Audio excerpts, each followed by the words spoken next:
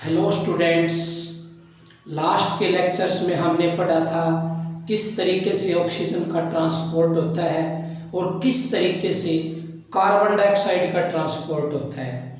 ये दोनों ही gases haemoglobin के साथ बंध के एक स्थान से दूसरे स्थान पर जाती हैं, जिसको हम क्या कहने लग रहे हैं, transport. It means in transportation of gases haemoglobin play important role. दूसरी बात क्या थी, जब ये हीमोग्लोबिन ऑक्सीजन के साथ जुड़ता है तो ऑक्सी हीमोग्लोबिन बना देता है और तब ये उस ऑक्सीजन को लेके टिश्यू के पास जाता है, फिर वहाँ पर उस ऑक्सीजन को वो छोड़ देता है। अब वो कैसे छोड़ता है वही बात आज हम समझेंगे। यानी कि हीमोग्लोबिन जब ऑक्सीजन को अपने साथ कंबाइन करके ऑक्सी हीमोग्लोबिन बना लेता है और वो ऑक्सी हीमोग्लोबिन टिश्यू के पास जाता है और फिर वो ऑक्सीजन और हीमोग्लोबिन में जो वो बॉन्ड टूटता है तो ही ऑक्सीजन टिश्यू के पास रहती है और हीमोग्लोबिन फ्री हो जाता है। तो हम इस टॉपिक को ऑक्सीजन डिसोसिएशन कर्व के रूप में पढ़ेंगे। यानी कि ऑक्सीजन डिसोसिएशन कर्व क्या कहता है कि जब जब कंसंट्रेशन ऑफ ऑक्सीजन बढ़ती चली जाएगी तब तब हीमोग्लोबिन और ऑक्सीजन का जुड़ने के बाद ऑक्सी हीमोग्लोबिन का बनना बढ़ता चला जाएगा। अगर हम इसको रिवर्स देखें कि अगर ऑक्सीजन की कंसंट्रेशन कम होती चली जाए तो ऑक्सी हीमोग्लोबिन का बनना भी कम होता चला जाएगा। और ये कह सकते हैं जब बहुत कम प्रेशर हो जाएगा ऑक्सीजन का, बहुत कम अमाउंट हो जाएगी ऑक्सीजन की, तो ऑक्सीजन का हीमोग्लोबिन के साथ जुड़ के ऑक्सी हीमोग्लोबिन नहीं बनेगा और इसको हम ऑक्सीजन डिसोसिएशन कहेंगे। यानी कि ऑक्सीजन का हीमोग्लोबिन के साथ डिसोसिएशन हो चुका है, वो उसके साथ नहीं जुड़ी है। इसको एक कर्व के रूप में रिप्रेजेंट करते हैं जिसको हम ऑक्सीजन डिसोसिएशन कर्व कहते हैं। तो आप समझ ही गए होंगे, ऑक्सीजन डिसोसिएशन कर्व में हमें ऑक्सीजन का जो प्रेशर है और जो हीमोग्लोबिन की जो परसेंटेज है उन दोनों को उनके दोनों के रिलेशन को, किस किस के रिलेशन को, ऑक्सीजन के प्रेशर को, ऑक्सीजन की अमाउंट को एंड ऑक्सीजन की हीमोग्लोबिन की मात्रा को, ऑक्सीजन के प्रेशर को एंड हीमोग्लोबिन की मात्रा को ग्राफ के रूप में रिप्रेजेंट करेंगे, उनके रिलेशन को। तो उसको हम ऑक्सीजन डिसोसिएशन कर्व के रूप में पढ़ेंगे, देखेंगे। टॉपिक है ऑक्सीजन डिसोसिएशन कर्व। ये पार्शियल प्रेशर ऑफ ऑक्सीजन कि ऑक्सीजन का कितना प्रेशर है और परसेंटेज सैचुरेशन ऑफ हीमोग्लोबिन, यानी कि percentage saturation of haemoglobin, haemoglobin का कितनी परसेंटेज है और ऑक्सीजन का कितना प्रेशर है, ऑक्सीजन का कितना प्रेशर है और हीमोग्लोबिन की कितनी परसेंटेज है, इन दोनों के रिलेशनशिप को हम ग्राफ के रूप में रिप्रेजेंट करेंगे। इन दोनों के रिलेशनशिप को ग्राफ में रिप्रेजेंट करेंगे जो हमें एक सिग्मोइड कर्व के रूप में मिलेगा। उस कर्व को हम ऑक्सीजन डिसोसिएशन कर्व कहेंगे। तो क्या डेफिनेशन है, पहले अगर हम इसकी डेफिनेशन कर लें तो the graphical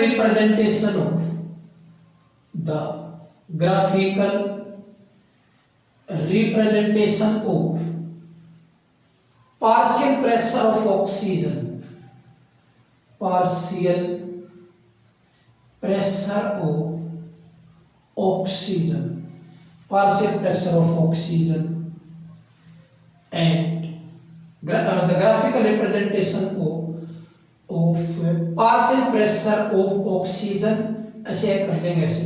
the graphical representation of relationship between, ये ऐड कर देंगे, the graphical representation of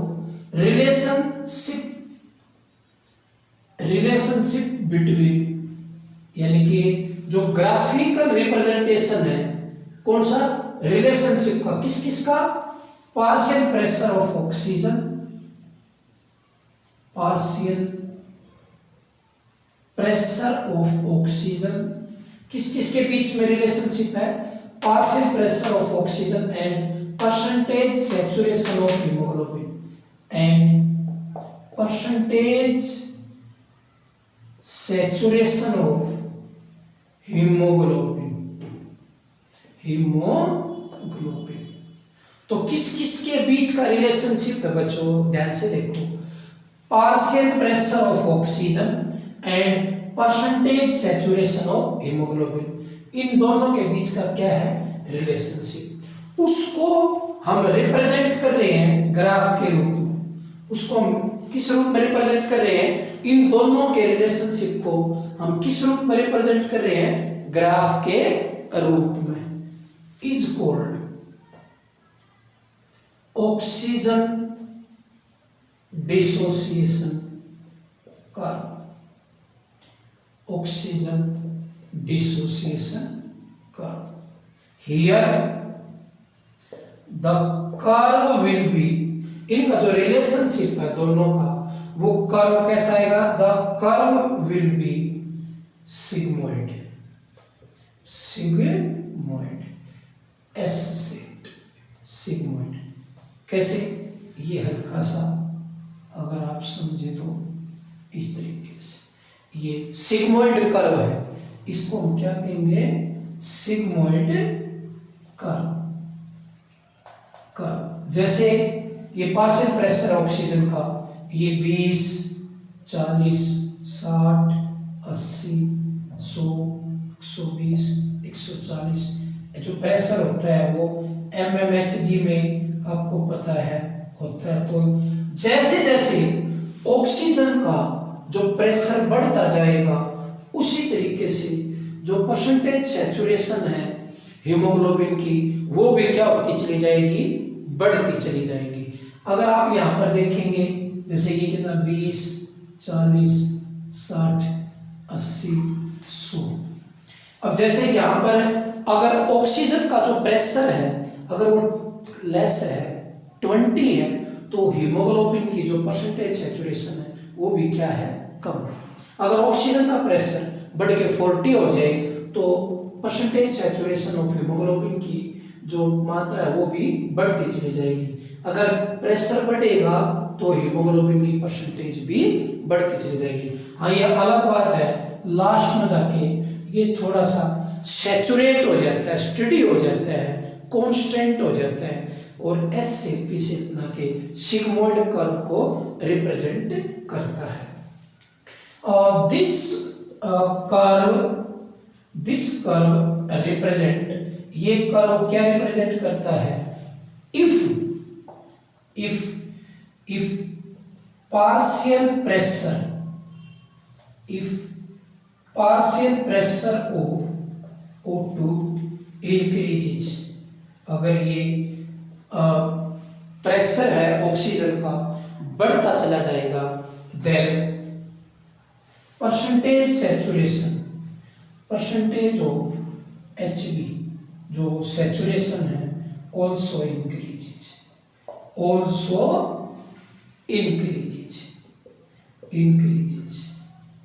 means भाई जितना ज्यादा ऑक्सीजन का प्रेशर होगा उतना ही ज्यादा हीमोग्लोबिन और ऑक्सीजन का कॉम्बिनेशन होगा और ऑक्सी हीमोग्लोबिन बन जाएगा। Means formation of oxy haemoglobin, formation of oxy haemoglobin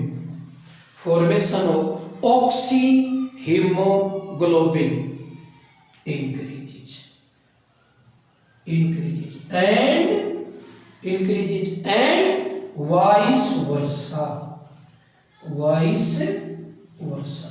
इसका ये मतलब है अगर ऑक्सीजन का प्रेशर कम होता चला जाएगा तो परसेंटेज सैचुरेशन ऑफ हीमोग्लोबिन भी कम होता चला जाएगा, यानी कि जो ऑक्सी हीमोग्लोबिन बनेगा वो कम बनेगा। तो अगर ऑक्सीजन का प्रेशर ज़्यादा है तो ऑक्सी हीमोग्लोबिन भी ज़्यादा बनेगा, क्योंकि हीमोग्लोबिन की परसेंटेज उसमें बढ़ जाएगी। अगर वो प्रेशर कम है ऑक्सीजन का तो ऑक्सी हीमोग्लोबिन फॉर्मेशन भी क्या हो जाएगी, कम हो जाएगी। मैंने लिखा है वाइस वर्सा, अगर बढ़ेगा तो वो भी बढ़ेगा, अगर ऑक्सीजन का प्रेशर घटेगा तो जो परसेंटेज सैचुरेशन ऑफ हीमोग्लोबिन भी घटेगा। इन कंडीशन में हम देख सकते हैं हमें ये कर्व मिलेगा सिग्मोइड कर्व, और ये सिग्मोइड कर्व इस ऑक्सीजन डिसोसिएशन कर्व को ही क्या करता है, रिप्रेजेंट। हालांकि जो डिसोसिएशन ऑफ ऑक्सी हीमोग्लोबिन यानी कि ऑक्सीजन डिसोसिएशन डिपेंड करता है 4 फैक्टर्स के ऊपर। 4 फैक्टर वे कौन कौन से हैं वो अब आप यहां पर देखेंगे। the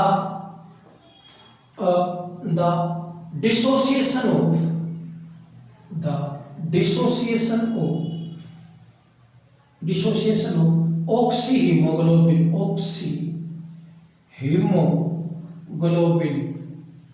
complex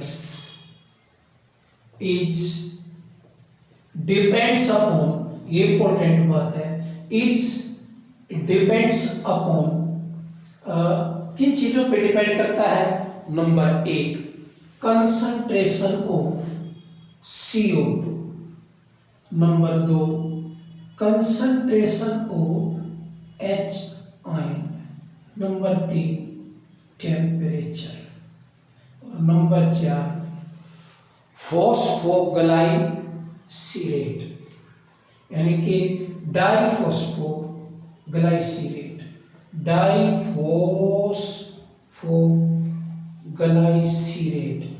ये आरबीसी के अंदर एक ये सब्सटेंस होता है, डाइफॉस्फोग्लाइसिरेट एक सब्सटेंस होता है। थोड़ा सा हम दूसरे चैप्टर्स में इसको डिस्कस करेंगे, अब आपको यहाँ सिर्फ ये नाम याद रखना है इस सब्सटेंस का, diphosphoglycerate, temperature, concentration of H ion और कंसंट्रेशन ऑफ CO2। ये 4 फैक्टर हैं। अगर ये बढ़ते हैं, अगर ये चारों फैक्टर यानी कि डाइफॉस्फोग्लाइसिरेट इन आरबीसी में बढ़ता है, टेम्परेचर बढ़ता है, कंसंट्रेशन ऑफ H आयन भी बढ़ता है और कंसंट्रेशन ऑफ CO2 भी बढ़ता है, ये चारों अगर फैक्टर बढ़ते हैं तो ऑक्सीजन डिसोसिएशन कर्व भी बढ़ेगा, यानी कि जो डिसोसिएशन ऑफ ऑक्सी हीमोग्लोबिन भी बढ़ेगा। ये मैं लिख देता हूं, इफ, ये खास बात, इफ अबव 4 फैक्टर्स या कंडीशन, अगर ये चारों फैक्टर या कंडीशन इंक्रीजेज, अगर ये बढ़ते हैं, then dissociation of oxyhaemoglobin, then dissociation of oxyhaemoglobin, dissociation of oxyhaemoglobin also increases, और ड्यू टू दिस, आप सबको पता है, due to this release of oxygen takes place, release of oxygen takes place, release of oxygen takes place. और आपको ये मैंने बताया था, जब ऑक्सीजन रिलीज होती है, मान लीजिए कंसंट्रेशन CO2 की ज़्यादा होने के कारण जो ऑक्सी हीमोग्लोबिन कॉम्प्लेक्स टूटता है, तो उस इफेक्ट को हमने क्या कहा था, अगर आपको ध्यान हो तो बताओ, हैल्डेन इफेक्ट या बोहर इफेक्ट? तो ऑब्वियसली इसका आंसर है बोहर इफेक्ट,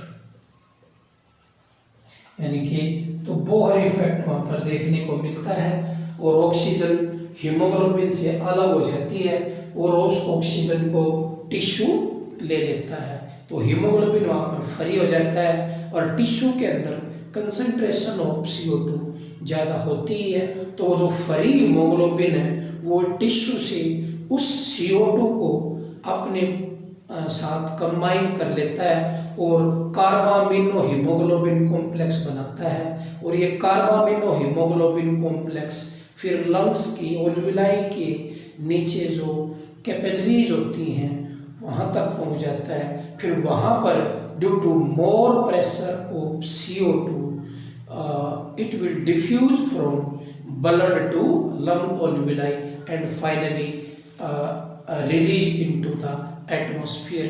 ये सब आपने mechanism of exchange of gas में पढ़ा था।